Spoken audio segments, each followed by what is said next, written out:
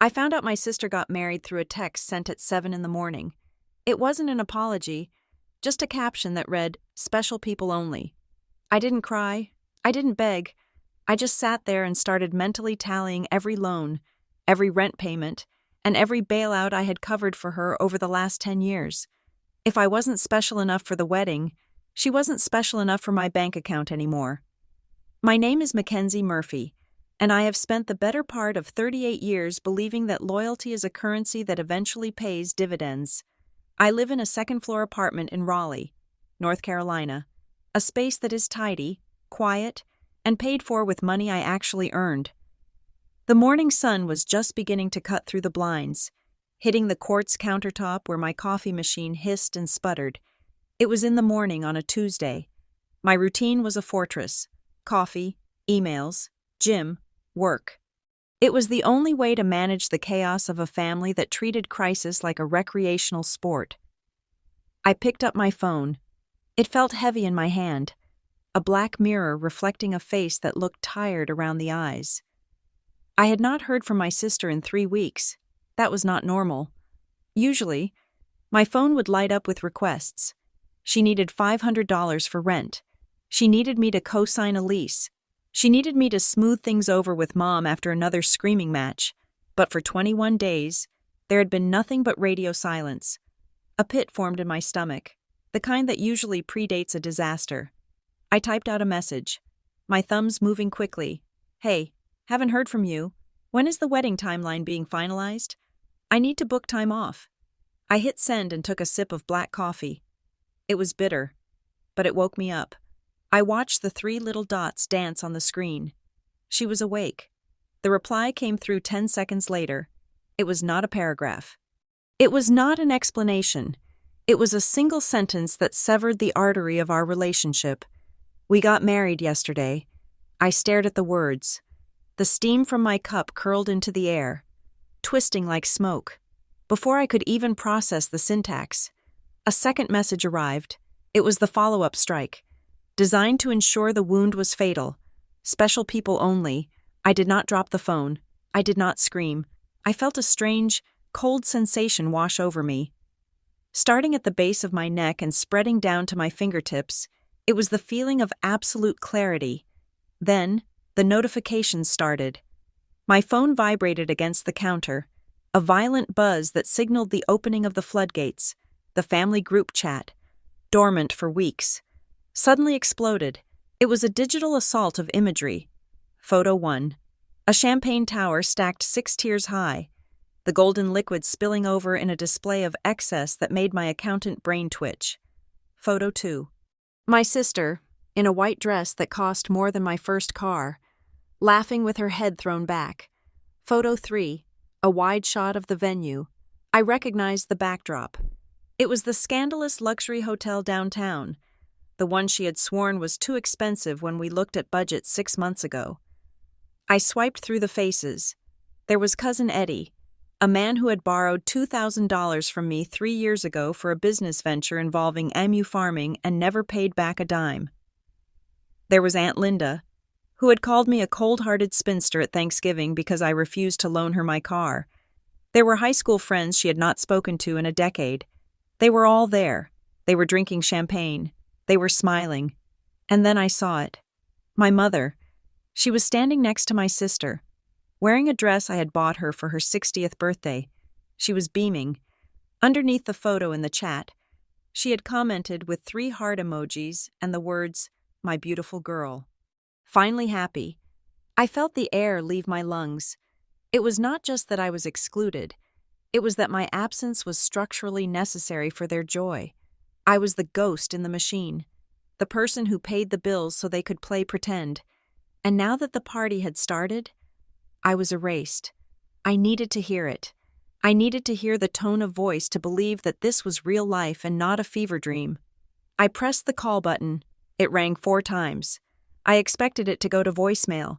I expected the cowardice of a text message breakup, but she picked up. "Hello?" The voice was loud, distorted. She had me on speakerphone. I could hear the clink of silverware and the murmur of other voices in the background. She was at a post-wedding brunch. She was broadcasting this. She wanted an audience for the sister who got left behind. "You got married," I said. My voice was flat. It sounded like I was ordering deli meat. "Oh, Mackenzie," she chirped. The tone was light, airy, completely devoid of guilt. "Yeah, we just decided to do it. Just rip the Band-Aid off. You know? It was super intimate." "Intimate," I repeated. "I saw the photos. There are 100 people there." "Well, you know what I mean," she said. And I could hear the smirk. I could hear the performance she was putting on for whoever was sitting at the table with her. "We wanted a vibe, no drama, just people who really get us. Positive energy only." Positive energy. The phrase hung in the air between Raleigh and wherever she was. I thought about the time I drove 4 hours at 2 in the morning to pick her up from a police station. I thought about the tuition checks. I thought about the silence I kept when she lied to Mom about where the money came from. "Special people only," she added, repeating the text. She wanted it to hurt. She wanted me to yell so she could hold the phone up and say, "See? This is why we didn't invite her. She is so controlling." I looked at my coffee. It had gone cold. "Okay," I said. There was a pause on her end. She was waiting for the explosion. She was waiting for the leverage she could use to paint herself as the victim. "Okay?" she asked, her voice faltering slightly. "Okay," I said again. "Congratulations." I tapped the red icon and ended the call. The silence of my apartment rushed back in, louder than before. I stood there for a long time. The morning light had moved across the floor. I should have been crying. That is what people do in movies. They slide down the kitchen cabinets and weep into their hands. But I did not feel like crying. I felt like a mechanic looking at a car that had finally irrevocably broken down. This was not a misunderstanding. You do not accidentally forget to invite your sister to your wedding.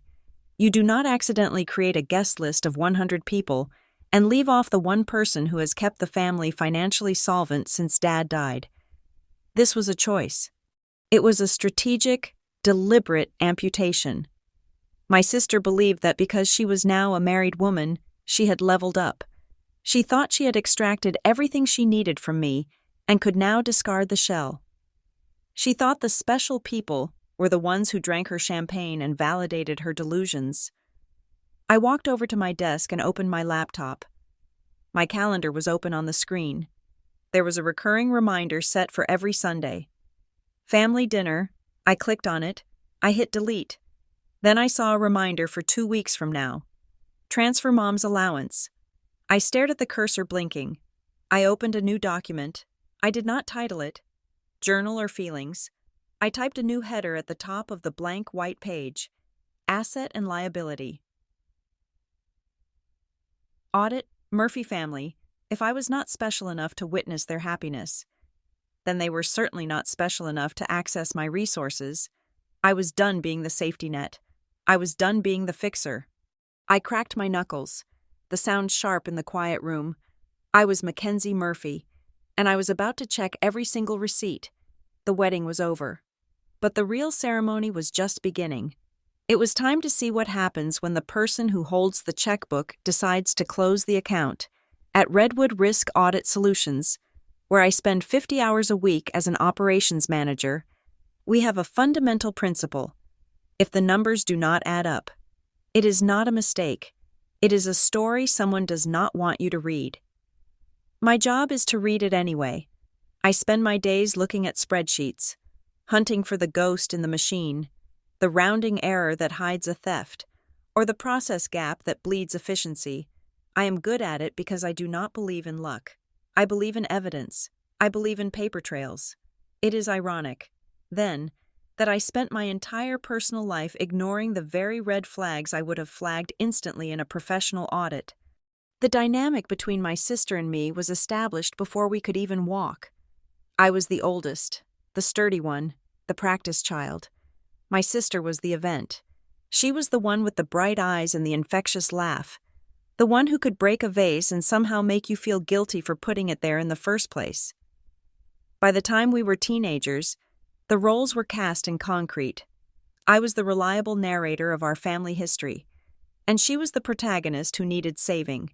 When our father died 4 years ago, the dynamic hardened into a legal structure. He left us Murphy Freight Fabrication, LLC. It sounds grander than it is. It is a mid-sized operation in an industrial park off the interstate, smelling perpetually of diesel and welding fumes. Dad knew exactly what he was doing when he drafted the will. He left the ownership split 50-50, but he named me the managing partner with executive control over finances. Mackenzie has the head for it, he had told our lawyer. She knows how to keep the lights on. My sister received dividends. I received the headaches. I managed the payroll for 25 mechanics and drivers. I negotiated with vendors who wanted to hike steel prices by 15%. I dealt with the insurance premiums that seemed to double every 18 months. My sister just checked her bank account to make sure the direct deposit hit on the first of the month. But the business was not the only place where I subsidized her existence. I sat at my kitchen table, the silence of the apartment pressing against my ears, and let the memories replay, not with nostalgia, but with the cold clarity of a forensic accountant. There was the car she drove, a white SUV she insisted she needed for her image as a budding lifestyle influencer. I co-signed the loan because her credit score was hovering in the mid-500s. "It is just a signature, Kenzie," she had said, eyes wide and pleading. "I will make every payment. I promise." She made 3 payments. I made the last 24. Then there were the credit cards. 2 years ago. She came to me crying in a coffee shop, mascara running down her cheeks, confessing to $6,000 in debt from a business venture that turned out to be a pyramid scheme selling essential oils. I paid it off. I told myself it was to protect the family name. If creditors came after her, they might come after the business. That was the lie I told myself to sleep at night. Whenever I tried to set a boundary, whenever I asked for a repayment plan or suggested she pick up a shift at the dispatch office, the narrative shifted instantly. "God, you are so controlling," she would say, her voice turning sharp. "You just love holding money over my head. You love making me feel small." And then my mother would chime in, the eternal peacekeeper who maintained the peace by sacrificing me. "Mackenzie, be the bigger person," Mom would say, usually while chopping vegetables for Sunday dinner, refusing to look me in the eye. "She is going through a hard time. You are the oldest. You have to understand. It is only money. It is only money." That is the mantra of people who have never had to worry about where it comes from. I remembered a specific dinner about 6 months ago. We were at a steakhouse for my aunt's birthday. The table was full, 12 people drinking wine and laughing. My sister was holding court, telling a story about a trip to Cabo she had taken with her then-boyfriend, now husband. "We almost missed the flight because I lost my passport," she giggled, leaning into her fiancé. "But I just called Kenzie, and she, faxed a copy of my birth certificate to the embassy or something. I do not even know. She just fixed it." The table cooed. "Isn't that nice? What a good sister." Then her expression changed, a playful glint entering her eyes that I now recognized as malice. "Honestly, though, she probably had that copy ready to go," she said, taking a sip of red wine. "Mackenzie loves paperwork. She is obsessed with tracking everything. It is practically a sickness. If she could put a GPS tracker on all of us, she would—" Everyone laughed. My aunt laughed. My mother laughed. Even her fiancé chuckled, though he looked a little uncomfortable. I sat there, freezing, a smile plastered on my face that felt like it was made of cracking plaster. I had saved her vacation. I had spent 3 hours on the phone with the consulate while she was likely ordering margaritas at the airport bar. And here she was, turning my competence into a punchline. She framed my responsibility as a neurosis, so she would never have to acknowledge it as a sacrifice. She hated that I held the keys, but she loved that the door was always open. But this wedding exclusion was different. I stood up and walked to the window, looking out at the parking lot below. A normal person would look at the special people only text and see petty cruelty.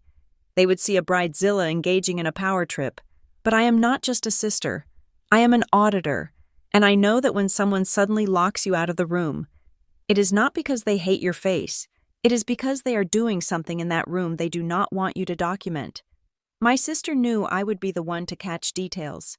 If I had been at that wedding, I would have noticed who paid for the champagne tower. I would have questioned how they afforded a venue that charges $20,000 for a Saturday evening rental. I would have recognized that the business trip her fiancé took last month coincided perfectly with the tasting menu dates. She did not keep me away because I am uncool. She did not keep me away because I am negative energy. She kept me away because I'm the compliance officer of the Murphy family.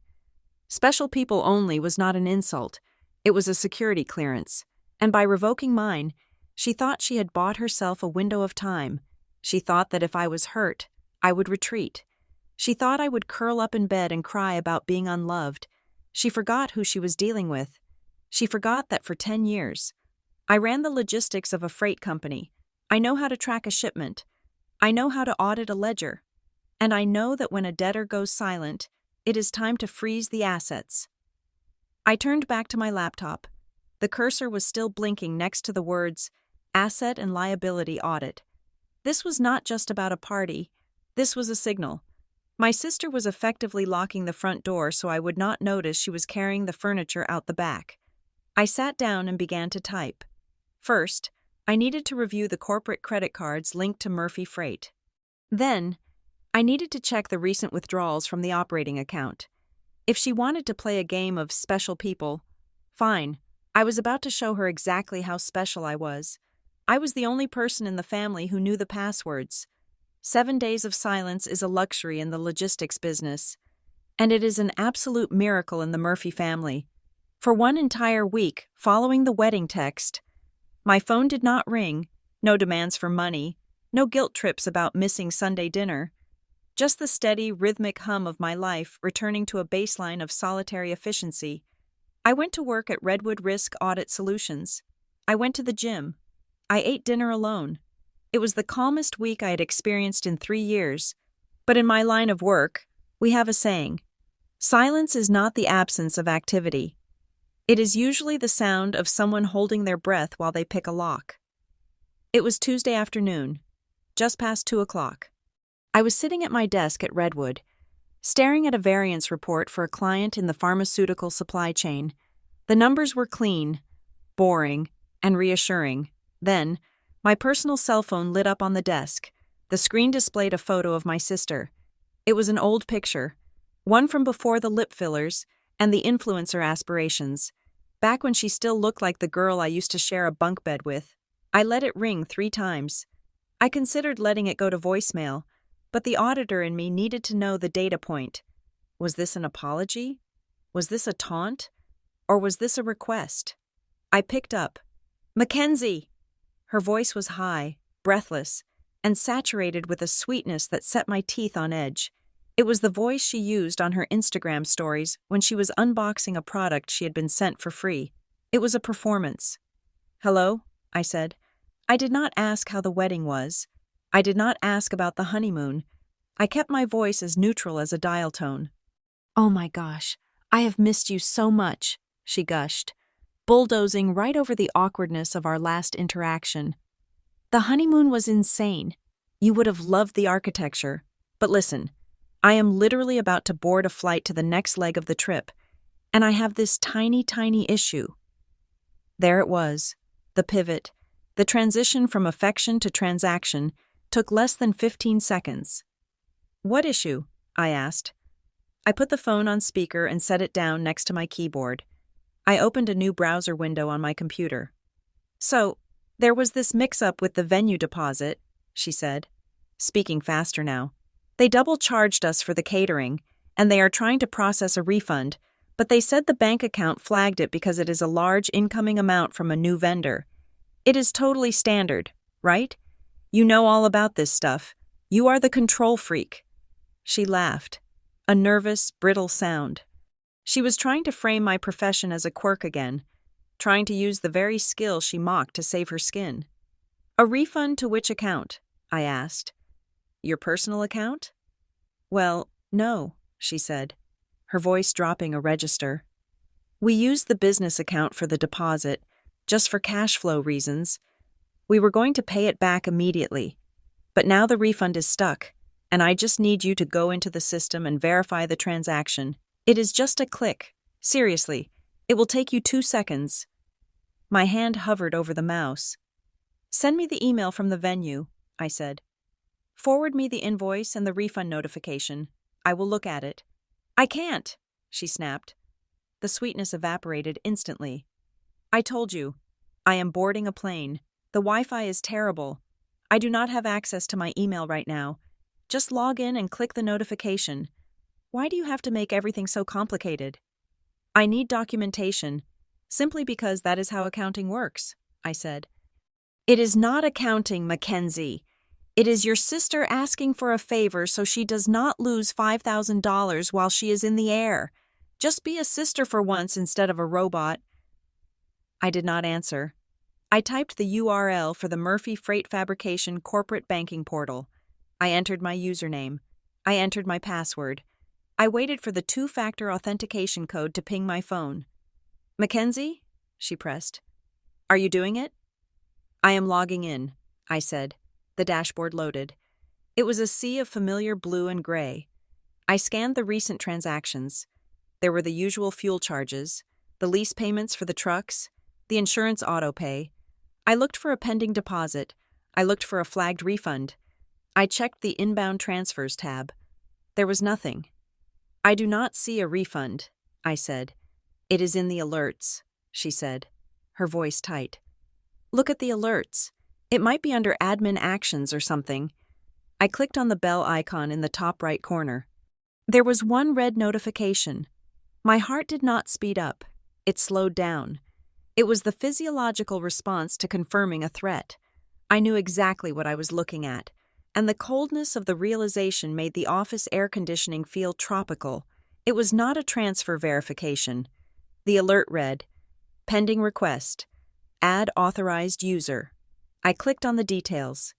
Username, Ashley Hartwell. Hartwell was her new husband's last name.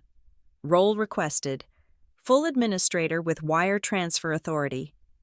I looked at the timestamp on the request. It was created last Saturday, at 4:42 in the afternoon. I closed my eyes for a second and visualized the photo she had sent to the group chat. The Champagne Tower photo. The sun was high in that picture. The shadow suggested it was taken around 5 o'clock. That meant that at 4:42, while guests were mingling, while my mother was crying happy tears, while the special people were celebrating her union, my sister had stepped away. She had not stepped away to fix her makeup. She had not stepped away to take a breath. She had found a quiet corner, probably in the bridal suite, opened her phone, and attempted to grant herself full administrative control over the family business bank account. She was not just getting married. She was executing a coup. Do you see it? She asked. It just says verify, right? Just hit the blue button. She thought I was stupid. She truly believed that because I was the boring sister, I was also the naive one. She thought she could bury a permission change under the guise of a refund. Relying on the fact that the bank interface often grouped all pending administrator actions under the same generic approval workflow. Mackenzie? Her voice was sharp now. The flight attendant is telling me to put my phone away. Just tell me you clicked it. Ashley, I said. I used her first name. I never used her first name. Why is there a request to add Ashley Hartwell as an administrator? Silence. For 3 seconds, the only sound was the static on the line. That must be how they process the refund. She stammered. They probably need to verify my new name to match the account or something. I do not know. I am not the banker. You are. A vendor refund does not require granting full wire transfer authority to a new user, I said. My voice was quiet. This request gives you the power to drain the operating account. It gives you the power to change the routing numbers. Oh my God, stop being so dramatic, she shouted. I could hear people in the background on her end shifting. She was making a scene. I am not trying to drain the account. I am trying to get my money back. Why do you always have to act like I am a criminal? This is why you were not invited. Mackenzie, Because you take every little thing and turn it into a federal investigation. The gaslighting was almost impressive in its velocity. She had pivoted from, "help me," to, "you are crazy," in the span of a single breath. "You created this request at 4:42 on your wedding day," I said. "So what?" she spat. "I was multitasking. I am a businesswoman." "You are unemployed," I said.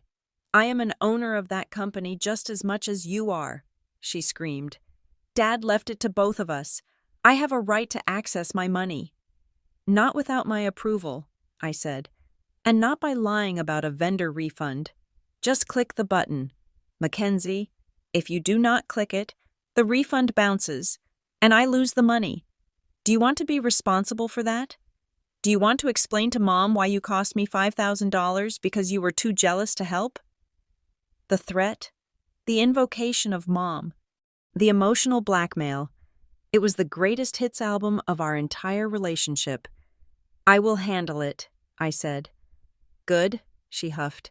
"Finally, just text me when it is done." The line went dead. I sat there in the silence of my office. The screen was still glowing. The blue button labeled "Approve" pulsed gently, inviting me to sign my own death warrant. I did not click it. Instead, I opened the snipping tool. I took a screenshot of the request, capturing the timestamp, the IP address, and the specific permissions requested. I took a screenshot of the user profile she had created, which linked to a personal email address I did not recognize, something with Hartwell in the domain, not her usual Gmail. I saved the files into a new folder on my desktop labeled Evidence. Then, I clicked Reject. A dialog box popped up. Reason for rejection? I typed, "Unauthorized access attempt. Security breach suspected." I hit Enter. The request vanished. I was not done. I navigated to the security settings. I set up a new rule. Any attempt to modify user permissions requires dual-factor authentication from the primary administrator's device and a voice confirmation with the bank's fraud department. I leaned back in my chair. My hands were trembling. Not from fear, but from the adrenaline of a near miss. She had tried to walk me into a trap. She had tried to use my own competence against me.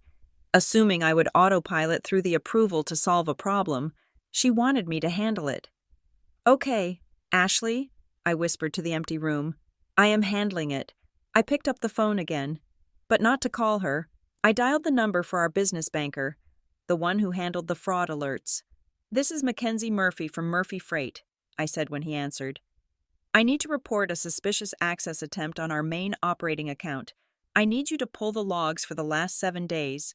Everything." The game had changed. This was no longer about a wedding invitation.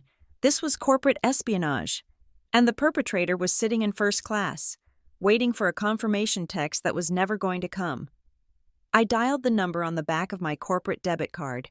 It was not the general customer service line. It was the direct line for the commercial fraud department. A number I had memorized 2 years ago when a vendor in Ohio tried to invoice us for $4,000 worth of non-existent tires. The hold music was a soft, sterile jazz that seemed designed to lower your blood pressure while you waited to find out how much money you had lost. I put the phone on my desk, watching the seconds tick by on the display. 1 minute, 2 minutes. "Commercial security, this is David, agent ID 492. How can I help you today? Ms. Murphy?" David sounded tired but sharp. He was likely sitting in a cubicle in Delaware or Arizona, looking at a screen filled with red flags. "I am looking at a pending request on the Murphy Freight operating account," I said, keeping my voice level. "Request ID 77 Alpha 9. It is an authorization for a new administrator. I need to know the origin point." "1 moment," David said. I heard the rapid clatter of a keyboard. "Okay, I see the request. It was flagged by our automated system because the IP address does not match your usual login profile." "Was it a mobile login?" I asked. My sister had been at her wedding. I assumed she had done this from her iPhone, hiding in the bathroom. "No, ma'am," David said. "This request was initiated from a secure kiosk." I frowned. "A kiosk? You mean an ATM?" No, an in-branch service terminal, David corrected. Specifically, the terminal at our downtown branch on 4th Street. The user logged in physically.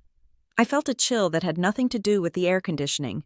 The downtown branch was 2 blocks from the hotel where the wedding reception was held. My sister had not just tapped a button on her phone. She had physically left her own party, walked 2 blocks in her wedding dress, or perhaps changed into something else, and stood at a bank terminal to hack my company. That required a level of premeditation that made my stomach turn. There is an upload attached to the request, David continued. Standard procedure for a new administrator. Do you want me to open it? Yes, I said. Describe it to me. It is a PDF, he said. Looks like a scan of a handwritten letter of authorization on Murphy Freight letterhead. It is signed by Well. It is signed by you, Mackenzie Murphy. Does the signature match the card on file? I asked. It is close, David said, his voice hesitant. But the loop on the M is a little too wide, and the slant is vertical. Your signature on file leans to the right. I closed my eyes. My sister had spent 20 years watching me sign permission slips and birthday cards. She had practiced. But she was sloppy. She always rushed the details. What else? I asked. There is a secondary ID verification, David said. A photo of a driver's license, North Carolina issue, expiration 2028.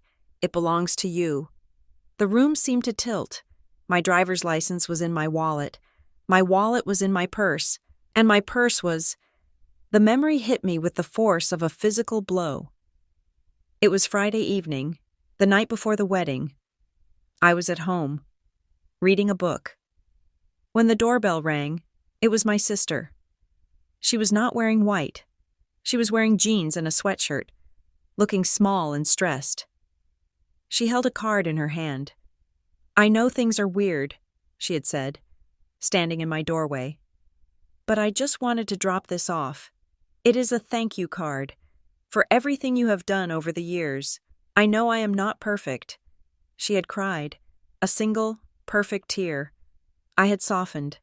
I am human. After all, I had stepped back to let her in. She hugged me. It was a long, tight hug. She buried her face in my shoulder. I love you, Kenzie, she had whispered, and while she was hugging me. I remembered feeling her hand brush against my side.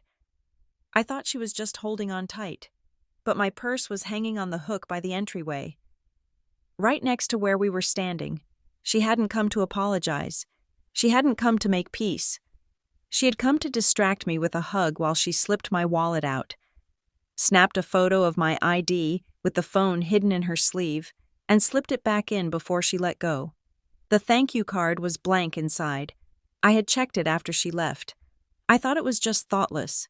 Now I knew it was a prop. The ID photo, I said, my voice shaking slightly. Is there a glare on it?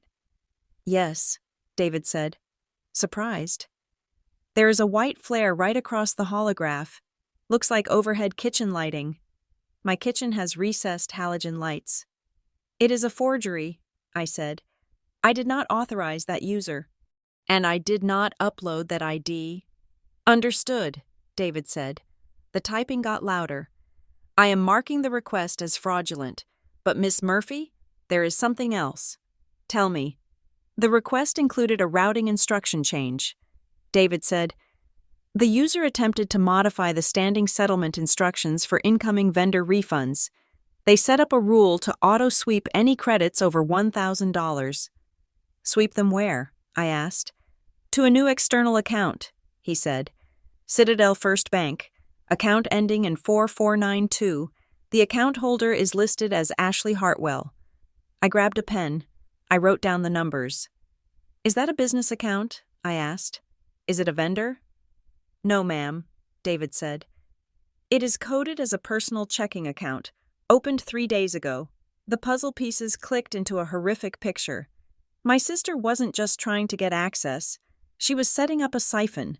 The refund she had called me about, the one she claimed was stuck, was the bait. She wanted me to approve the user so she could fix the refund. But the refund wasn't going back to the company if I had clicked that button. The refund from the wedding venue, money that belonged to Murphy Freight, money she had probably pressured a vendor to return, would have bypassed the company ledger entirely and gone straight into her new personal account.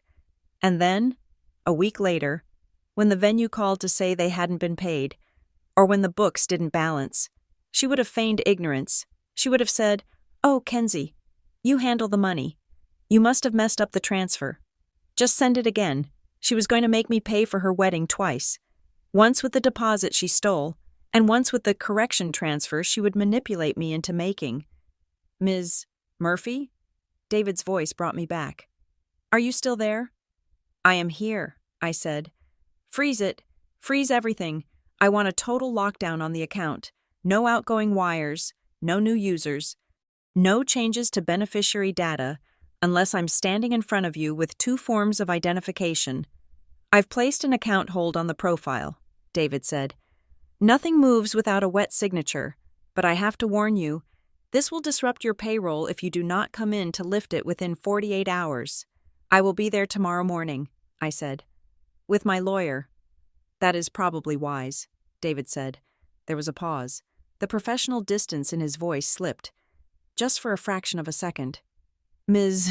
Murphy," he said softly, "I have worked in fraud for 12 years. I see this setup 3 times a week, the rushed ID scan, the emotional urgency, the shared last names."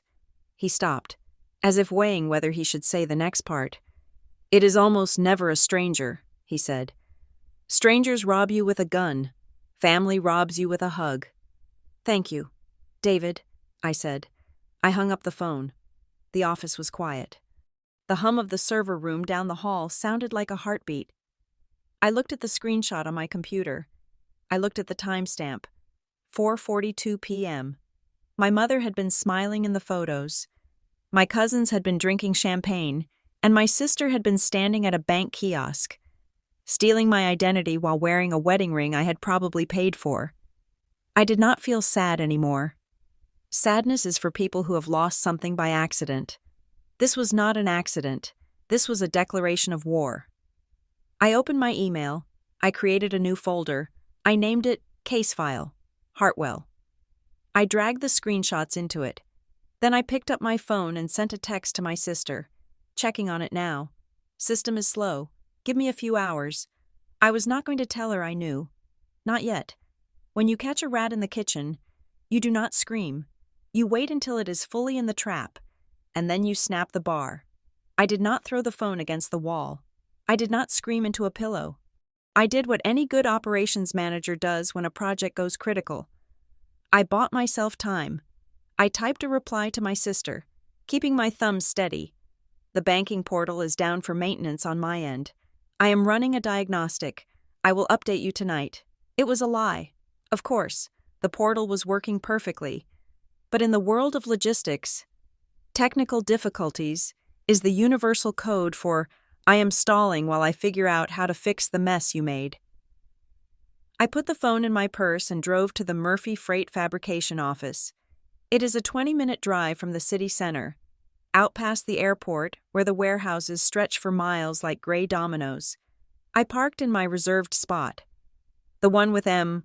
Murphy painted on the curb in fading yellow paint. Inside, the office smelled like old coffee and toner cartridge dust. Sarah, our bookkeeper for the last 15 years, looked up from her dual monitors. She is a woman who treats decimal points with religious reverence. "Afternoon, Mackenzie," she said, adjusting her glasses.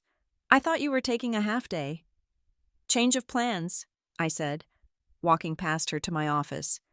"I need you to pull the expense reports for the last quarter, specifically anything labeled client development or event hosting." Sarah frowned. "We haven't hosted an event since the Christmas party 3 years ago." "Exactly," I said. "Pull it anyway." I sat at my desk and logged into our internal accounting software. While the bank was one fortress, our ledger was another. If my sister was trying to funnel refunds through the bank, she had to have created an initial expense to justify the cash flow. You cannot get a refund for a bill you never paid. I scanned the lines of data, fuel costs, tire replacements, union dues, and then, there it was, entry 4029, dated 2 months ago. Vendor, Elite Catering Services, amount, $12,500. Description, Q3 Regional Logistics Summit. Deposit.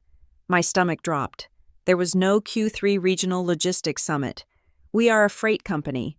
Our idea of a summit is ordering pizza for the drivers when we hit a safety milestone.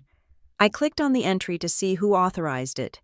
Usually, it would say user M. Murphy or user S. Jenkins. This entry said user admin_temp_04. Sarah, I called out, keeping my voice level. Who set up a temporary admin profile in January? Sarah appeared in my doorway, looking confused. Nobody. You locked the user list last year? Why? Because someone used a temporary override to cut a check for $12,000 to a catering company, I said.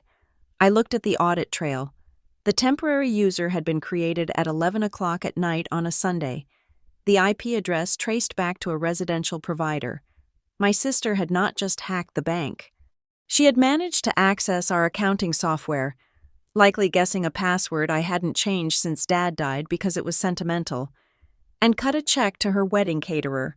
Disguising it as a business expense, she had paid for her wedding dinner with company money, and now she was trying to get the deposit refund sent to her personal account, effectively stealing the money twice, first as a service, then as cash. Is that fraud?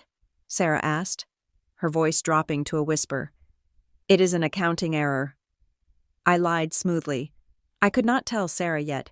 If I told her, she would have to report it to the IRS immediately, and I needed 24 hours to build the coffin. I will fix it, but Sarah, I need you to do something for me. I am resetting the entire system. I spent the next hour scrubbing the digital architecture of the company. I forced a global password reset. I implemented two-factor authentication that required a code from my personal cell phone for any transaction over $50. I removed the approver role that had been quietly added to an email address I recognized as my sister's old college account. She had been camping in our system for months, watching, waiting. By the time I left the office, it was 4 o'clock. The sun was beginning to dip, casting long, sharp shadows across the parking lot. I had one more stop to make. I drove to the downtown branch of our bank, the same branch where David, the fraud agent, had told me the kiosk login originated. I did not have an appointment, but when you carry the corporate seal and a notarized affidavit of ownership, doors tend to open. I sat in the branch manager's office, a glass-walled fishbowl that smelled of sanitizer. Ms. Murphy, the manager said, looking at the printouts I had brought. We have already frozen the request as per the fraud department's instructions. What else can we do? I want to see the footage, I said. David told me the request was made at kiosk 4, Saturday, 4:42 in the afternoon. I need to know who was standing there. We can't typically release security footage without a warrant, the manager said. I'm not asking you to release it, I said, leaning forward. I am asking you to verify if the person using my company credentials was me, because if it wasn't me, and you allowed a transaction that compromised my business, then we are going to have a very different conversation about liability. The manager paused. He typed something into his computer. He turned his monitor slightly so I could see the reflection, but not the direct screen. I can show you a still frame for verification purposes, he said. He clicked a file. The image was grainy, black and white, taken from a ceiling camera angled down at the row of service terminals. There was a woman at the machine. She was wearing a white dress, but she had thrown a denim jacket over it, likely to hide the bridal look. It was my sister. There was no mistaking the posture, the way she cocked her hip to the side, but she was not alone. Standing right behind her, looking over her shoulder and pointing at the screen, was a man in a tuxedo. Her new husband. He wasn't just a bystander, he was directing her. He was the one guiding her hand to the mouse, and standing next to him, holding a thick manila folder, was a woman in a floral dress. I felt the air leave the room. It was my mother. She was not looking at the screen. She was looking at the door. She was the lookout. I stared at the image until my eyes burned. My mother, who had told me for years that I needed to be kind to my sister. My mother, who claimed she didn't understand technology. My mother, who had hugged me and said she was just so happy everyone was getting along. She was there. She was holding the folder that likely contained the forged documents, the fake authorization letter, the scan of my ID. She had carried the tools of my destruction in her purse while eating my birthday cake 2 weeks prior. This was not a desperate act by a spoiled brat. This was a family conspiracy. "Is that you, Ms. Murphy?" the manager asked. "No," I said. My voice sounded strange, hollow. "That is not me. Do you know these individuals?" "I have never seen them before in my life," I said. I stood up. My knees felt steady, locked in place by a sudden, rigid fury. "Save the footage," I said. "My lawyer will send a subpoena for it in the morning." I walked out of the bank and into the cooling afternoon air. The city noises, cars honking, sirens wailing, sounded muffled, like I was underwater. I sat in my car for a long time, just gripping the steering wheel. I had thought I was fighting a sibling rivalry. I realized now I was fighting a coup. They had planned this. They had discussed it over dinner tables I wasn't invited to. They had justified it to themselves. Mackenzie has enough. Mackenzie controls too much. We deserve this. My phone buzzed in my lap. I looked down. It was a text from my sister. She must have tried to log in again and found her access revoked. She must have seen the account locked notification. The text was not sweet this time. There were no emojis. "Are you trying to make this difficult? Do not forget I know where the bodies are buried. I can tell everyone what you did to the company. Fix it. Now." I stared at the screen. What I did to the company? I had done nothing but keep it alive. I had bled for that company. But that was the beauty of a liar's threat. It does not have to be true. It just has to be loud. I started the engine. The engine roared to life, a deep, guttural sound. "Okay," I said to the empty car. "You want to tell a story? Let's tell it under oath." I put the car in drive and pulled out into traffic. I was not going home. I was going to the one place where special people held no sway at all. I was going to see my attorney. The war did not stay in the shadows for long. By Wednesday morning, it had spilled out into the digital streets, painted in the pastel colors of an Instagram story. I was drinking my second cup of coffee when the notifications began to pile up. It started with a screenshot forwarded by a cousin I had not spoken to since Christmas. Then came a message from my aunt, then a concerned DM from a neighbor. I opened the app. There, at the top of my feed, was my sister's icon. The ring of color indicated a new story. I tapped it. The screen filled with white text on a black background. No music, no filters. Just a block of text designed to inflict maximum reputational damage without technically naming names. It is heartbreaking when people you trust use their position to manipulate you. Some people think that just because they handle the finances, they own the family. Financial abuse is real. Guys, do not let anyone hold your happiness hostage just because they are jealous of your joy. She added a small broken heart emoji at the bottom. It was a masterclass in vague booking.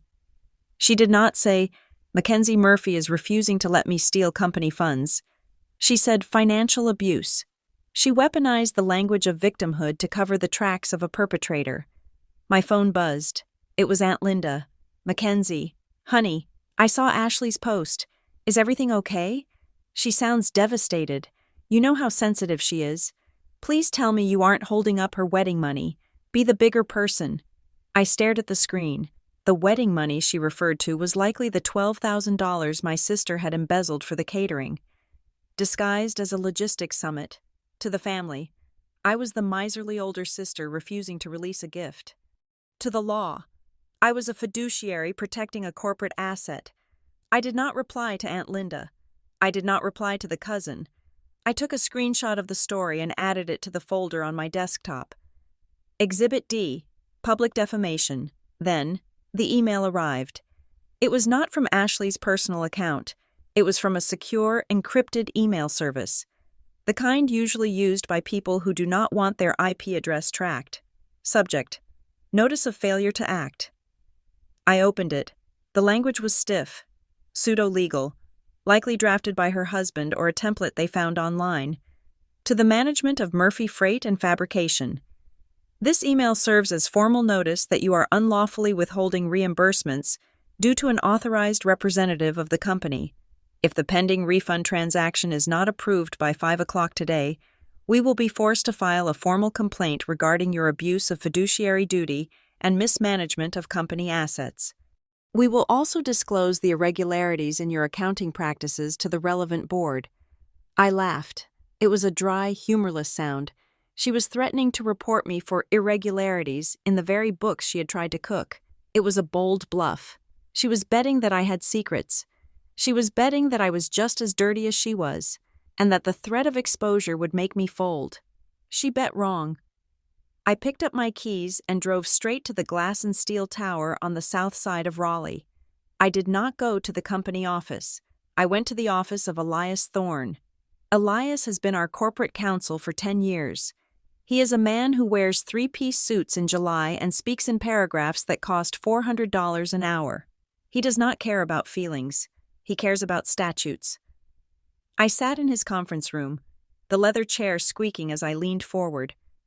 I laid it all out: the bank kiosk photo, the rejected transfer, the fake admin profile, the Instagram story, the threatening email.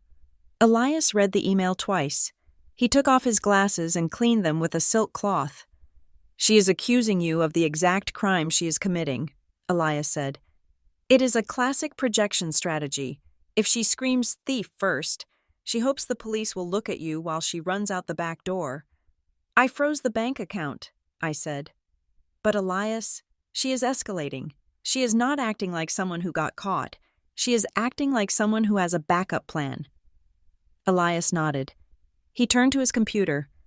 "If she is threatening to remove you or claiming you are unfit, she needs a mechanism to do that. She owns 50% of the shares. But you have the operational authority in the bylaws. To bypass you, she would need to change the corporate structure itself." He navigated to the Secretary of State's online portal. It is a public database where every registered business in North Carolina is listed. He typed in Murphy Freight and Fabrication, LLC. The page loaded: current status, active, registered agent, Mackenzie Murphy, agent address, the company warehouse address. "It looks fine," I said, letting out a breath I didn't know I was holding. "Wait," Elias said. He pointed to a small tab at the bottom of the screen labeled Pending Filings. He clicked it. My blood ran cold. There was a document in the queue, uploaded yesterday at 9 in the morning. Statement of change of registered office and / or registered agent. "Open it," I said. The PDF opened. It was a form requesting to change the registered agent from Mackenzie Murphy to Ashley Hartwell, and it requested to change the registered office address. The new address was not her house. It was not the warehouse. 247. Industrial Parkway. Suite B. "I know that address," Elias said, his voice flat. "It is not an office. It is a strip mall next to the airport. Suite B is a private mailbox rental service, a Dropbox." I stared at the screen. The audacity was breathtaking. "Explain it to me," I said, though I already knew. "If she changes the registered agent to herself and the address to a mailbox she controls," Elias said, speaking rapidly, "then she controls the flow of legal information. If she wants to sue the company to force a sale, or if she wants to call a vote to remove you as manager, the legal notices go to that mailbox. And I never see them," I said. "Correct," Elias said. "She serves the papers to herself. You miss the deadline to respond because you do not know the lawsuit exists. She goes to court and gets a default judgment against you. By the time you find out, she has a court order saying she is the sole manager and you have been removed for negligence." It was a silent coup. She wasn't just trying to steal $5,000. She was trying to steal the entire company by redirecting the mail. She did this the day after the wedding, I said. She was on her honeymoon. She pre-filled the forms, Elias said. Look at the date on the signature page. It is dated 2 weeks ago. She has been sitting on this. I felt a wave of nausea. All those times she asked about how the filing system works, or who handles the state tax forms. She wasn't taking an interest. She was conducting reconnaissance. Stop it, I said. Can we stop it? We can file an emergency objection immediately, Elias said, his fingers flying across the keyboard. I will flag the filing as unauthorized and allege identity fraud. I will place a lock on the entity so no changes can be made without a notarized affidavit from you personally. But Mackenzie, this is a declaration of war. She is trying to decapitate the leadership. Do it, I said. Lock it down and draft a cease and desist. I want her to know that we know. Elias hit enter. The filing status changed to under review, flagged. It is done, he said. The state will reject her change request. She will get a notification in about an hour. I walked out of Elias's office feeling like I was walking through a minefield. The sunlight hit the pavement hard. I checked my phone. There was a new message from my sister. She must have just received the email from the state portal saying her application was rejected. She did not ask why. She did not feign ignorance. The text was short. Special people only. You do not belong to the decision-making group anymore. It wasn't a threat. It was a statement of belief. She truly believed that because she was the fun one, the loved one, the one with the husband and the mother's approval. She had the moral right to bypass the law. She thought the rules were for people like me. Boring, lonely, diligent people. I looked at the text. You do not belong to the decision-making group. You are right, I whispered to the phone. I am not in the group. I am the one holding the keys to the building. I got into my car. The engine started with a roar. I had the bank logs. I had the camera footage. I had the fraudulent state filing. I had the threatening emails. I was done playing defense. It was time to introduce my sister to the one thing she had never encountered in her entire charmed life: a consequence. I dialed the number for the forensic accountant Elias had recommended. This is Mackenzie Murphy, I said when he answered. I need a full audit. Not just of the last month. Go back 5 years. I want to know every single penny she has ever touched. The vibration of my phone against the metal surface of the desk sounded like a drill. It was Thursday morning, and I was at the warehouse, the beating heart of Murphy Freight and Fabrication. The air here usually smelled of diesel and ozone, a scent that grounded me, but today, the atmosphere felt thin, brittle. I looked at the caller ID. It was Miller, my shop foreman. He was standing less than 50 feet away from me, on the other side of the glass partition that separated the administrative office from the garage floor. I looked up. Miller was not looking at me. He was looking at his boots, shifting his weight from one foot to the other. He was a man who had worked for my father for 20 years, a man who could rebuild a transmission in the dark. If he was calling me from inside the building, something was wrong. I picked up. Come to the break room, Miller said. His voice was low. Just you. Please. I hung up and walked out. I kept my face neutral, in a leadership role. Panic is a contagion. If I showed fear, the drivers would smell it. I walked past the dispatch desk, nodding to the scheduler, and pushed open the heavy steel door of the break room. Miller was standing by the vending machine, clutching a styrofoam cup of coffee like it was a lifeline. He looked older than he had last week. I closed the door. What is it, Miller? I asked. He took a breath. Someone came by yesterday, he said, while you were at the lawyer's office. Who? I asked. A vendor? A safety inspector? Miller shook his head. He reached into the pocket of his coveralls and pulled out his phone. He tapped the screen with a grease-stained thumb and held it out to me. It was a photo taken from the hip, slightly blurry but clear enough, standing in the middle of my shop floor, wearing a suit that cost more than Miller made in a month. Was my new brother-in-law, Grant Hartwell. He was smiling, his hand resting on the shoulder of one of the junior mechanics. He told security he was a co-owner. Miller said, "He said he was just doing a walkthrough, checking on the assets." My blood ran cold. Grant had never set foot in this building. He did not know a camshaft from a crankshaft. What did he want? "Miller?" I asked. "He wanted the keypad codes." Miller said, "He told the night shift supervisor that you had forgotten to update the vendor list and that he needed to get into the server room to check the inventory logs. He was polite, real polite. He kept saying he didn't want to bother you because you were going through a hard time." I felt a sharp spike of adrenaline. The narrative. They were planting the narrative of my incompetence on the ground floor. What did he mean by hard time? I asked, though I knew the answer. Miller looked at the floor again. "He said you were unstable." "Mackenzie. He said the family was worried about your mental health since the wedding.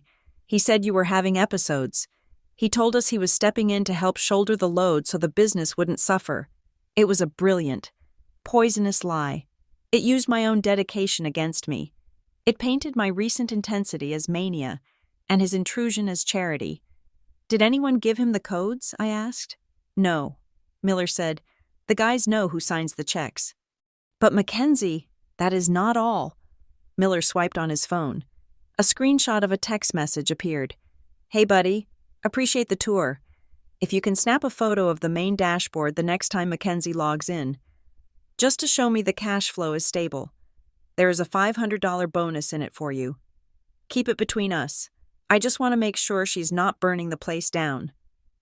The text came from a number I recognized, Grant's personal cell.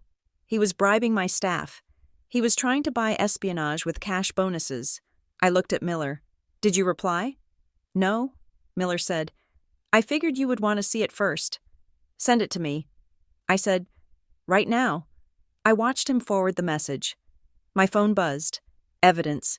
Pure, undeniable evidence of corporate espionage and attempted bribery. I looked at Miller. "You did the right thing. If he comes back, you call the police. You tell them there is a trespasser on the premises. Do not engage him. Do not talk to him." Miller nodded, looking relieved. "I got your back. Mackenzie, your dad would have skinned him alive for this." I walked back to my office. I did not slam the door. I sat down and exhaled, a long, shaky breath that rattled in my chest. They were not just coming for the money anymore. They were coming for my reputation. They were trying to turn my own workforce against me. I unlocked my computer. If Grant was asking for screenshots of the dashboard, it meant he was blind. It meant my security measures were working. But if he was desperate enough to bribe a mechanic, he was desperate enough to try other doors. I opened the accounting software again. I ran a search for any activity that had occurred during the time Grant was in the building. There were no logins, no password resets, but then I saw it, a tiny blip in the accounts payable ledger. It was a transaction for $10.50. It was dated yesterday. The vendor name was new. Hartwell Event Consulting. I stared at the screen. $10. It was a test transaction. Criminals do this all the time. They run a microcharge through a system to see if the routing number is active and if the automatic fraud filters trigger. If the $10 goes through without an alert, they know the pipe is open. Then they hit you for $10,000. I clicked on the transaction details. It had been entered manually. How? How had they entered it if they didn't have a login? I looked at the entered by field. It said, "System auto-generated." My heart hammered. They hadn't logged in. They had used an invoice link. Some of our older software allowed vendors to submit invoices directly if they had a specific URL. Grant must have found an old email chain, perhaps on my sister's computer from when I helped her years ago, and found a direct submission link. He was testing the perimeter. I picked up the phone and dialed the internal extension for IT. Block the external invoice portal. I said, "Shut it down, now." Then I called the forensic accountant I had hired the day before. I found a rat hole. I said, "Run a background check on a business entity called Hartwell Event Consulting." I did not have to wait long. The accountant was good. He called me back in 20 minutes. "Mackenzie," he said, "I found the registration for Hartwell Event Consulting. It is a sole proprietorship. Opened 4 days ago." "Who is the owner?" I asked. "Ashley Hartwell," he said. "And the address?" I asked. holding my breath. 1247 Industrial Parkway. Suite B, he read. I closed my eyes. It was the same address. The private mailbox. The vendor Grant was trying to pay with company money was just a shell. They had set up a fake consulting firm, registered it to the same Dropbox where they wanted to send the stolen legal notices, and were now trying to invoice my company for services that did not exist. They were going to drain the operating capital by billing us for consulting on the very business they were trying to steal. I looked at the text message from Grant again. I just want to make sure she's not burning the place down. I felt a cold, hard smile touch my lips. I was not burning it down. I was fireproofing it. I took a screenshot of the $10 invoice. I took a screenshot of the vendor registration. I added them to the file with Miller's text message. Then I sent an email to Elias, my lawyer. Subject: Evidence of conspiracy and attempted embezzlement. Attached is proof that Ashley Hartwell and Grant Hartwell are actively attempting to defraud Murphy Freight. They have attempted to bribe employees for access. They have created a shell company to invoice us for fraudulent services.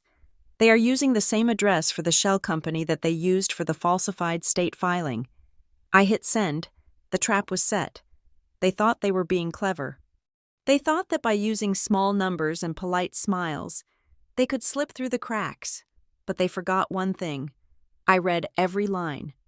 I was about to close my laptop when a notification popped up on the screen. It was a calendar invite. Sender: Ashley Hartwell. Title: Family Emergency Meeting. Location: Mom's house. Time: tonight, 7 o'clock. I stared at the invite. They were calling a summit. They realized the digital doors were locked. So now they wanted to do this face-to-face. They wanted to gang up on me in the one place where they thought I was weak. I clicked accept. I would go. But I wouldn't be bringing a casserole. I would be bringing the file.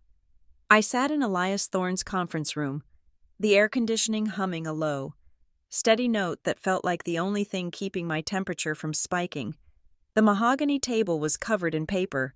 To anyone else, it looked like a disorganized mess of spreadsheets and photocopies. To me, it was a map. It was a timeline of a heist that had been executed not by a stranger in a ski mask, but by a bride in a veil. Elias was on the phone with the fraud department of our bank again, his voice dropping into that smooth, dangerous register lawyers use when they smell blood. He was confirming the lockdown, every wire, every ACH transfer, every modification to the vendor list now required my voice authorization and a secondary code generated by a physical token I held in my hand. I looked at the calendar on my laptop. I started overlaying the data points we had gathered, and the picture that emerged was so clear it was almost insulting. On Saturday, the day of the wedding, at 4:42 in the afternoon, my sister was at the bank branch downtown, accessing the kiosk to add herself as an administrator. On Sunday, the day after the wedding, while she was supposedly jetting off to her honeymoon, a digital filing was submitted to the Secretary of State to change the registered agent of Murphy Freight and Fabrication to her name. On Tuesday, the day she called me with the emergency about the refund, she had simultaneously logged into the portal to try and force the transfer to her new personal account. It was not a series of impulsive bad decisions. It was a synchronized attack. "Mackenzie," Elias said, hanging up the phone. "I just got off the line with the merchant services processor. We have a new problem." "What is it?" I asked, not looking up from my timeline. "The catering charge," he said. "The $12,000 she paid with the company account disguised as a logistics summit. You said she wanted a refund, right?" "She said the venue was double charging her," I replied. "She wanted me to approve the refund to her personal account." "Well," Elias said, sliding a document across the table, "she did not just ask the venue for a refund, she also filed a chargeback with the credit card issuer." I picked up the paper. It was a notification of a disputed charge.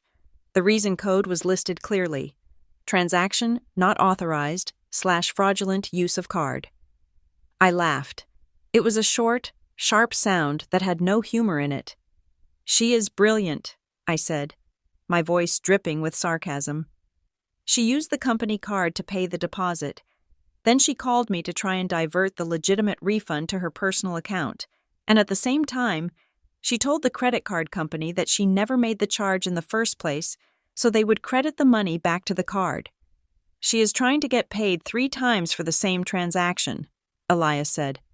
She wants the refund from the venue, the credit from the chargeback, and she probably hoped you wouldn't notice the original expense in the ledger. She is treating the federal banking system like a slot machine. I said. I looked closer at the dispute form. It required a signature, an affidavit stating that the cardholder did not authorize the transaction. The signature at the bottom was Mackenzie Murphy, but it was not my handwriting. The M was looped, the slant was vertical.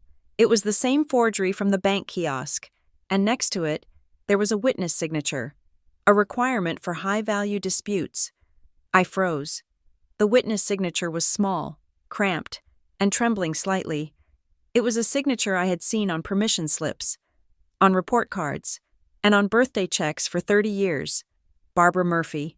My mother. I felt a physical pain in my chest, a tight constriction that made it hard to breathe. My mother had not just stood guard at the bank. She had signed a legal affidavit witnessing my sister forge my name to commit credit card fraud. I pulled out my phone. I did not hesitate. I dialed my mother's number. She answered on the second ring. Mackenzie?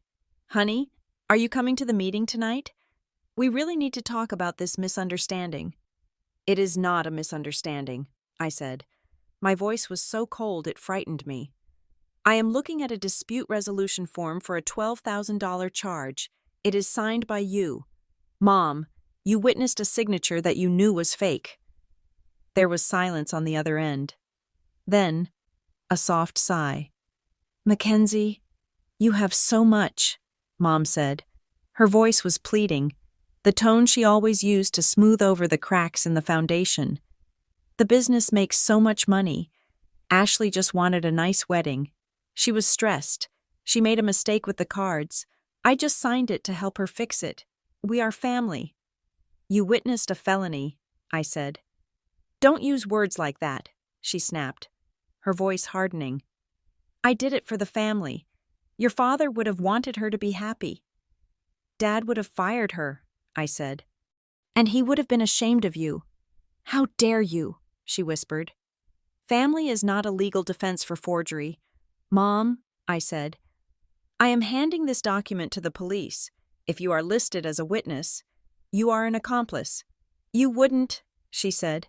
You wouldn't arrest your own mother. Watch me, I said. I hung up. My hand was shaking, but my resolve was like granite. They had relied on my guilt for too long. They thought family was a magic word that erased accountability. They were about to learn that in the real world, the only magic words are plaintiff and defendant. Add it to the file, I told Elias. He nodded. He was already building the binder. It was 3 inches thick. We had the security camera still from the bank. We had the IP logs showing the unauthorized access. We had the text message offering the bribe to my foreman. We had the registration for the fake shell company. We had the fraudulent state filing. And now, we had the chargeback affidavit signed by my mother. It was not just a lawsuit, it was an indictment. We have enough for an emergency injunction, Elias said. I can get a judge to sign a temporary restraining order barring them from the premises and freezing their personal assets pending an investigation into the embezzlement. Do it, I said. I want them locked out of everything. I want their key cards deactivated. I want their access to the company email severed. My phone chimed. I looked down. It was a message from Ashley. She had sent an image. It looked like a photograph of a document sitting on a kitchen table. I zoomed in. The document had a header that looked official. Superior Court of North Carolina. Temporary order of removal. The text claimed that due to mental instability and mismanagement of assets, Mackenzie Murphy was hereby suspended from her duties as manager of Murphy Freight and Fabrication, effective immediately. It stated that control was temporarily transferred to the minority shareholder, Ashley Hartwell. I scanned the document. There was no case number. There was no court seal. There was no judge's signature. and the language was wrong. It used phrases like bad behavior and unfair treatment, terms that no court in the history of American jurisprudence would ever put in a legal order. It was a fake, a bad fake. Something she had likely typed up in Word and printed out to scare me. Underneath the photo, she had typed a caption. "It is over.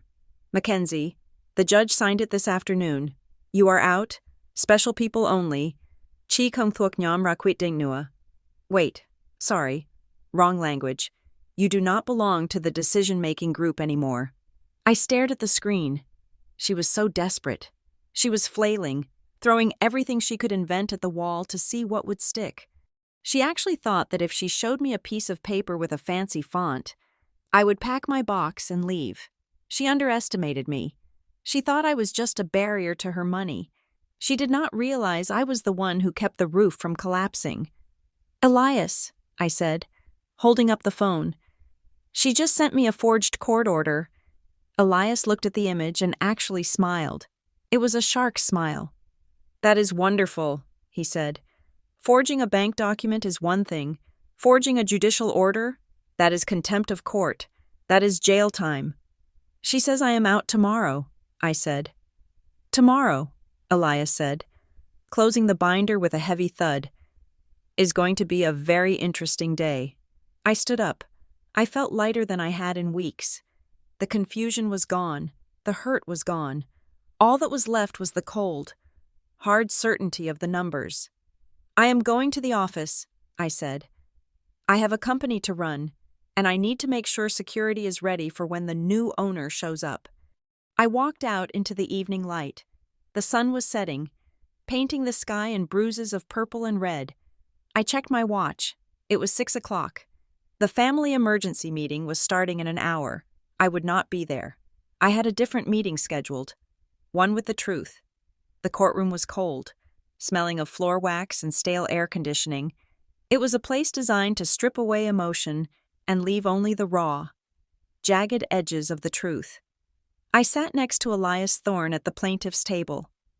My hands folded on top of a 3-inch binder that contained the autopsy of my relationship with my sister. We were there for an emergency hearing regarding the temporary restraining order and the motion to void the fraudulent filings made against Murphy Freight and Fabrication. It was not a criminal trial yet, but the air felt heavy with the threat of handcuffs. The double doors at the back of the room swung open. Ashley entered. She was not dressed for court. She was dressed for a brunch. She wore a bright yellow dress that cost more than my monthly mortgage payment, her hair perfectly curled, her makeup flawless. Grant walked beside her, wearing a suit that was too shiny, looking around the room with the arrogance of a man who thought he could charm his way out of a bear trap. And trailing behind them was my mother. She was clutching a manila folder to her chest like a shield. She looked smaller than I remembered, her eyes darting around the room, refusing to land on me. As they passed our table to get to the defense side, Ashley slowed down. She looked at me, her eyes sweeping over my gray blazer and sensible shoes. She leaned in, just close enough for the scent of her expensive perfume to hit me, and whispered, "Special people only," she smirked, a quick, sharp expression that vanished as soon as she turned toward the judge's bench. She truly believed that this was just another family squabble, another dinner table argument where she could cry and Mom would tell me to apologize. "All rise," the bailiff called out. Judge Reynolds entered. He was an older man with wire-rimmed glasses and a face that looked like it had been carved out of granite. He sat down, opened the file in front of him, and looked over his spectacles at the defense table. "We are here on an emergency motion regarding the control of Murphy Freight and Fabrication," Judge Reynolds said. His voice was dry. "I have reviewed the filings, Ms. Hartwell. You allege that your sister, Ms. Murphy, is mentally unstable and mismanaging the company assets. Is that correct?" Ashley stood up. She did not wait for her lawyer to speak. She flashed a dazzling, practiced smile. "Yes, Your Honor," she said, her voice trembling with a perfectly manufactured vulnerability. "It has been so hard for us. Mackenzie has been spiraling since my wedding. She is jealous. She has been hiding money. refusing to pay vendors, and locking the family out of our own legacy. We just want to save the business Dad left us. And your solution to saving the business, Judge Reynolds said, looking down at a paper, was to file a change of registered agent with the Secretary of State, moving the corporate address to a private mailbox in an industrial park. We needed a secure location, Ashley said, not missing a beat. Mackenzie controls the mail at the office. We needed to ensure we received the legal notices. I see, the judge said. He turned to Elias. Counsel? Elias stood up. He did not smile. He did not use adjectives. He used timestamps. Your Honor, Elias said, the defense claims they acted to protect the company. However, we have evidence that these actions were part of a premeditated scheme to defraud the company, initiated before any alleged instability on my client's part. Elias handed a document to the bailiff. Exhibit A, Elias continued. A log from the First National Bank downtown branch, dated Saturday, the 5th of this month, time, 4:42 in the afternoon. Ashley stiffened. This log shows a physical login to the Murphy Freight corporate account from a service kiosk. Elias said, the user attempted to grant full wire transfer authority to Ms. Hartwell. This attempt occurred while Ms. Hartwell was purportedly at her own wedding reception. I was checking on a deposit, Ashley blurted out. Her lawyer put a hand on her arm to silence her, but she shook it off. I am an owner. I have a right to check the balance. And Exhibit B, Elias said. Ignoring her outburst, he held up a large, high-resolution printout. A security camera still from the bank at that exact time. The image was projected onto the small screen on the judge's bench. It showed Ashley in her wedding dress covered by a denim jacket. It showed Grant pointing at the screen. And it showed my mother, standing guard. Judge Reynolds stared at the photo. He looked at the timestamp. Then he looked at my mother. Mrs. Murphy, the judge said. My mother jumped. She looked like a deer caught in the headlights of a semi-truck. Stand up, please, the judge said. Mom stood up, clutching her folder so hard her knuckles were white. Is that you in the photograph? The judge asked. I don't know, Mom stammered. It is blurry. It is quite clear to me, the judge said. You are standing behind your daughter while she accesses a corporate bank account. Did you know she was attempting to change the wire transfer authority to a personal account? I just went for a ride, Mom whispered. Ashley said she needed to run an errand. I didn't know the technical details. I support my children. You support them in fraud? The judge asked. His voice was not loud, but it carried the weight of a gavel strike. It wasn't fraud, Ashley shouted. It was my money. Mackenzie is the thief. She controls everything. She didn't even come to my wedding. That proves she hates us. Elias looked at me. I nodded. It was time to close the trap. Ms. Hartwell, Elias said, turning to face her. You claim you were at the bank to check a deposit, but in your affidavit submitted to this court yesterday, you stated under oath that at 4:45 on Saturday, you were cutting the cake at the venue. Which is it? The room went silent. Ashley blinked. She looked at her lawyer. Her lawyer looked down at his notes, realizing he had been fed a lie that was now on the official record. I might have been confused about the time, Ashley said. It was a busy day. The bank is 2 blocks from the hotel, Elias said. You left your reception. You changed your clothes. You went to the bank. You attempted to hijack the company account, and then you went back to the party. You excluded your sister from the guest list not because of a strained relationship, but because you needed her physically absent so you could access the accounts without her receiving the security alerts on her phone, which she had left in her car per your request for a unplugged ceremony. I hadn't left my phone in the car, but I had turned it off. She had banked on that. That is a lie, Ashley screamed. The facade of the elegant bride was gone. Her face was twisted in ugly, desperate anger. She is twisting everything. Special people only meant close family. It didn't mean this. Special people, Judge Reynolds said, interrupting her. An interesting choice of words. He took off his glasses. He looked at Ashley, then at Grant, and finally at my mother.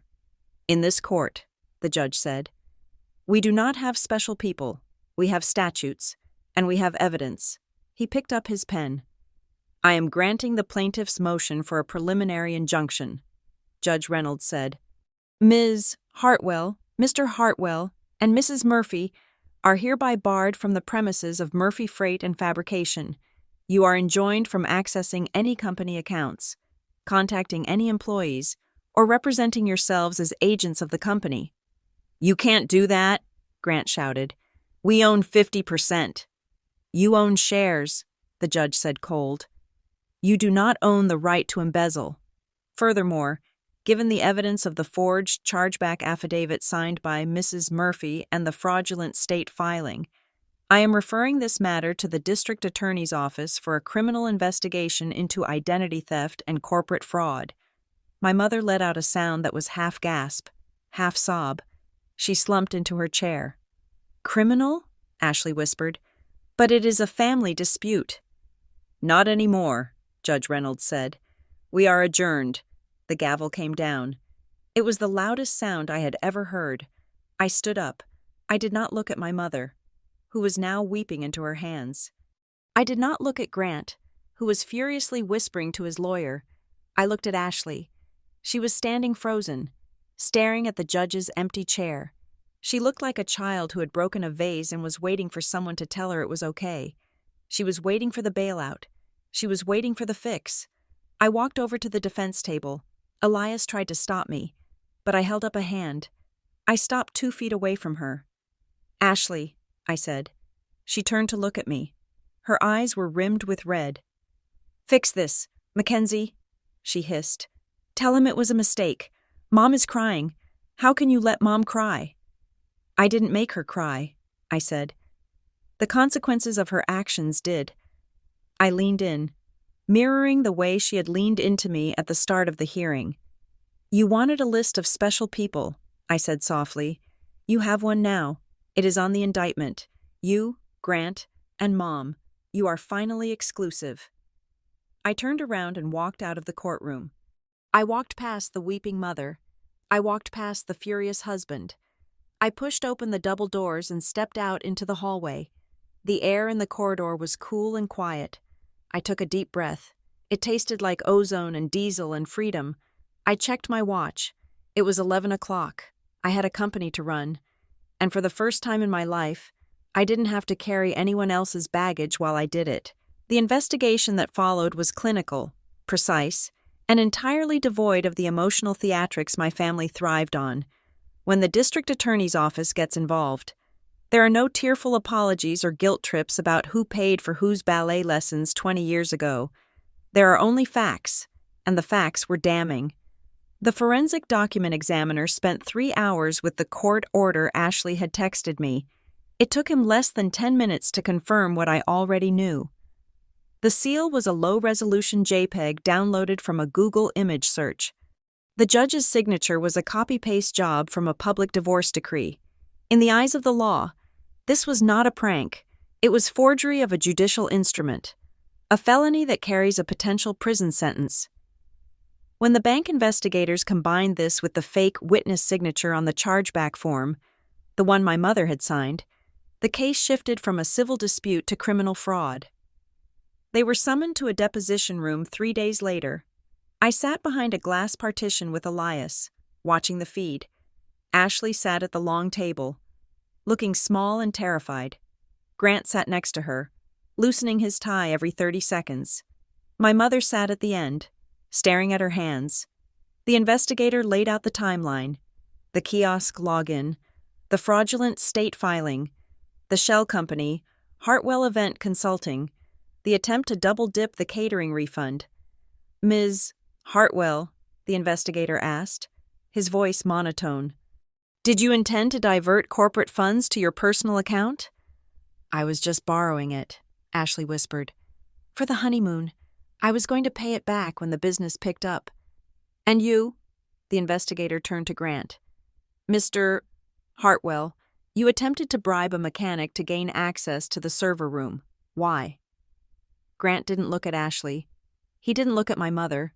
He looked straight at the investigator, and the facade of the devoted husband crumbled like wet cardboard. "I was told it was a family asset," Grant said, his voice rising. "Ashley told me she owned half the operating capital. She said her sister was mentally unfit and that we needed to secure the funds before Mackenzie lost them. I was trying to protect our investment. I didn't know she faked the court order. That was all her—" I watched Ashley's face. It was a mask of pure shock. The man she had excluded me for, the man she had married in a ceremony of special people, was throwing her to the wolves to save his own skin. It turned out that their plan to take over the company had been drafted 3 months before the wedding. The marriage wasn't just a romance. It was a merger-acquisition strategy. My mother made a noise, a small sob. The investigator looked at her. "Mrs. Murphy," he said, "you signed a document witnessing a signature you knew was forged. You stood watch while a crime was committed at a bank. You cannot claim ignorance." "I did it for the family," Mom said, the old refrain coming out weak and broken. "Ma'am," the investigator said, closing his folder, "the law does not have a family exemption. You are an accessory." The room went silent. For the first time in her life, my mother realized that her enabling behavior had a price tag she could not afford.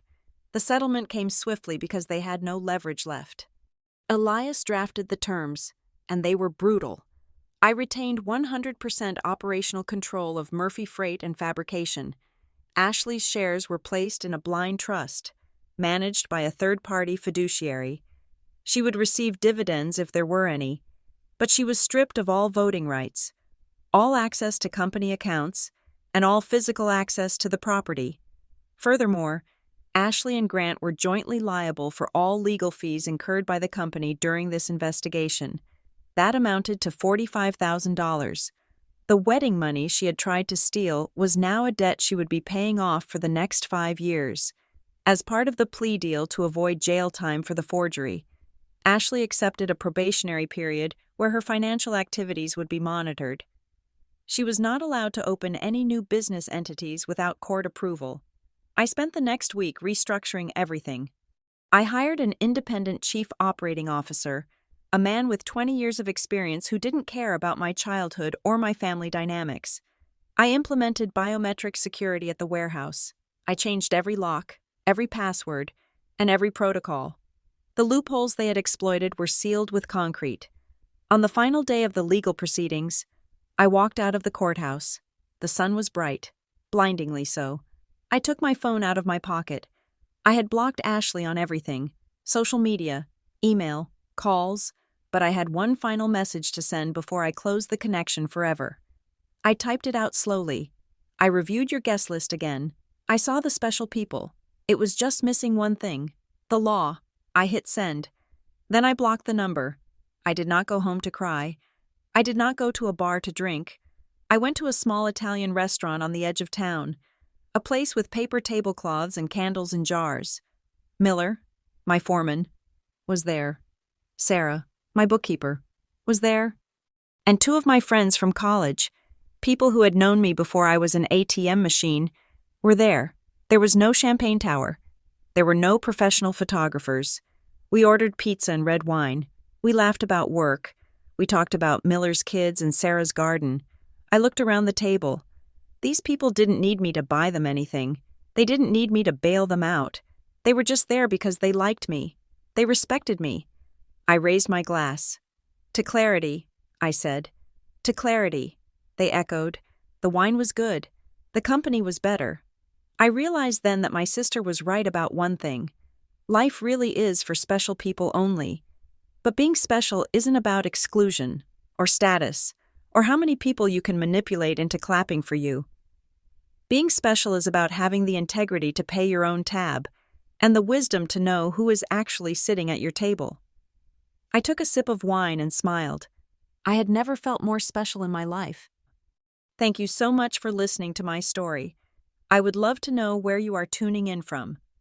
So please drop a comment below and share your thoughts on how Mackenzie handled the situation. If you enjoyed this story, please make sure to subscribe to the Lily Revenge Stories channel, like this video, And smash that like button so more people can hear this story. Your support means the world to us.